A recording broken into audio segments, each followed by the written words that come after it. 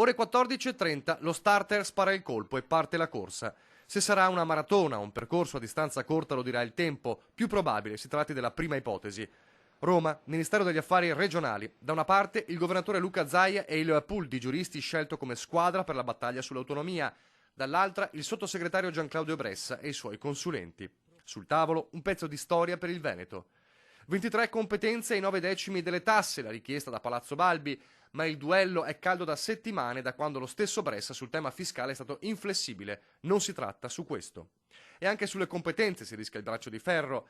Se il menù propone 23 materie, le chiediamo tutte, non ci accontentiamo dell'antipasto, ha più volte detto Zaia, che sui colleghi Bonaccini dell'Emilia Romagna e Maroni della Lombardia, propensi a scegliere 5 competenze prioritarie sul totale, ha detto ogni regione fa storia a sé.